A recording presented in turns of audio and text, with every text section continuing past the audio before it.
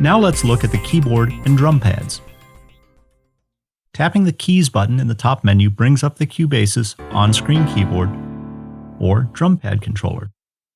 You also have options to control the sustain pedal and pitch wheel. To set the position of your keyboard, drag the light region in the miniature keyboard. Tapping one of the buttons labeled 1 to 10 at the top plays a chord. You assign chords by tapping the E button, selecting the chord button, and then selecting the keys that you want to include. Tapping a key a second time removes it from the chord. Tap the E button again when you're done. You have the option to switch to pads and trigger chords this way. In this mode, you can see the chord name on each pad. You can edit pads in a similar way. If you have a drum kit selected as your instrument, then the pads play drum samples. You can assign these in much the same way as you did chords by using the E or Edit button, and choose a sample from the list. You can also trigger drum sounds using the keys, whichever is easier for you. Now let's take a closer look at Media Bay.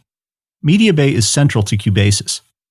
Media Bay stores all of the Cubasis-related files such as projects, instruments, audio files, MIDI files, mixdowns, and deleted files. And you can hear any file by tapping on its preview button.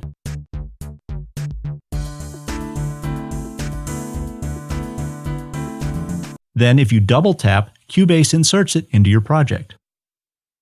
When you're browsing instruments, you can double tap an instrument to apply it to the current instrument track. If you happen to have an audio track selected or no track selected when you do this, Cubasis will simply create a new instrument track for you. The projects listing contains all of the project templates used by Cubase. You can use the Edit button to rename a project. And double tapping any project file opens it. If you double tap the new project template, Cubasis starts a new empty project. To delete a file, select it, and then tap Delete. This moves it to the trash folder. Double tapping a file in the trash folder restores it. And to empty the trash folder, tap and hold the Delete button. But remember that after you confirm the deletion, Cubasis will erase it permanently. And by the way, you can tap on any column at the top of Media Bay to sort the files according to that category. A mixdown is a complete exported project, all of which are stored here. If you wish, you can re-import these files into your project, just like you would files in the audio or MIDI list. To create a mixdown, choose the mixdown category and double tap.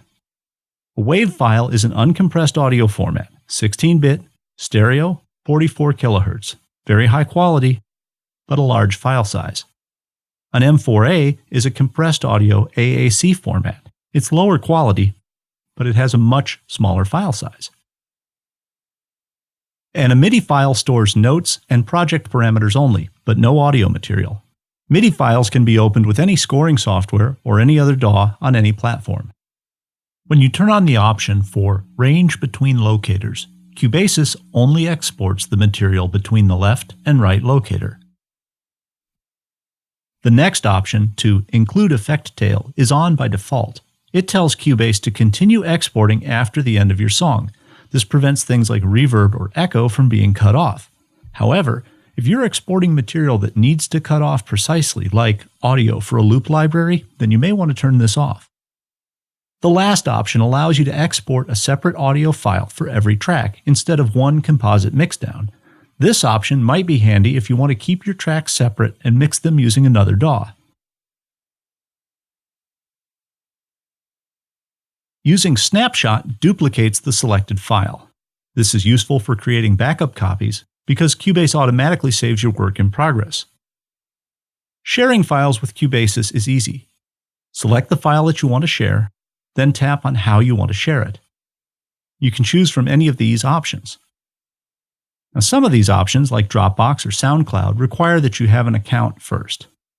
And of course, larger files probably won't fit in an email. One of the coolest features is the ability to export to Cubase. The Cubase project import extension has to be installed on your computer for Cubase to be able to open a Cubasis project. You can download the importer free from the Steinberg website. Select Support, Downloads, Content and Accessories, and then the importer appropriate for your computer. To open a Cubasis project in Cubase, follow these steps. Share your project via the Zip option, and transfer it to your computer via iTunes file sharing. The project arrives as a zip file containing a .cpb. This is the Cubasis project file. Unzip the file and launch Cubase. In the Cubase menu, go to File, Import, Cubasis. A file browser dialog will appear, then select the .cpb file.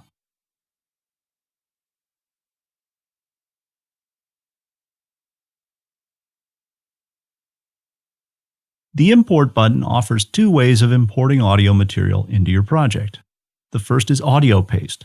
This pastes audio which has been copied in another app using Sonoma Audio Copy into the audio directory. The next option is iPod Import. This allows you to import songs from your iTunes library. You can also use Wi-Fi and iTunes to transfer files between your computer and Cubasis. The steps involved are specific to your setup. The manual walks you through it in detail. Now let's look at the editors in Cubasis. Editors allow you to alter your performance. Double-tap an audio event to enter the sample editor. The dark gray panel shows you the entire waveform, and the light gray area is displayed in the main window. Drag the locators to zoom, and drag the light gray area to scroll. The editor has a play button, but it will only play back the file you're editing, even if the track playhead is somewhere else. Use the Select tool to highlight the area that you want to work on. Trim erases all audio material around your selection. Erase erases all the selected material. The reverse function makes the selected audio play backwards. And Normalize changes the general volume by setting the peaks to 100% without clipping. If a quiet waveform has no high peaks, normalizing it will increase its overall volume until its highest levels have reached their maximum. The Fade control fades your selection in or out, and tapping it more than once applies more and more fade. You can tap Save to Media to save the current audio event as a WAV file in MediaBay. This is especially useful when you want to use an audio recording in another project. If you're working with an instrument track, you can double-tap to enter the key editor. You can select notes, move notes, resize notes, or delete notes. Each note's individual volume is displayed in the velocity field. You can select a velocity bar and drag it vertically to change the value. The key editor uses the same tools as the arranger. Tap the Tools button to show the options available. The Draw tool lets you tap anywhere to place a note. Hold after placing it to adjust its positioning, and the length is determined by the snap value. Now let's look at the studio-grade effects available in Cubasis. This diagram illustrates the audio routing between the available effect slots. There are 3 global send effects buses which all tracks have access to. The level at which send effects are applied to the mix can be adjusted for each track.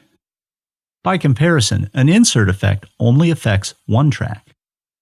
The master channel also provides 3 insert effects which are applied to the entire mix. Select a track that you wish to add an effect to. Open the track inspector. You'll see 2 panels labeled Insert and Send. Tap the one you want. Tap one of the 3 empty slots and then choose the desired effect type. Cubasis has a total of 11 effects available.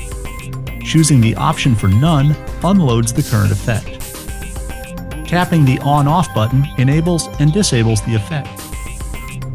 When using Send effects, the light blue fader controls the amount of the effect used on that track. To edit an effect, tap the E or Edit button. And when you're done, tap anywhere outside the editor to return.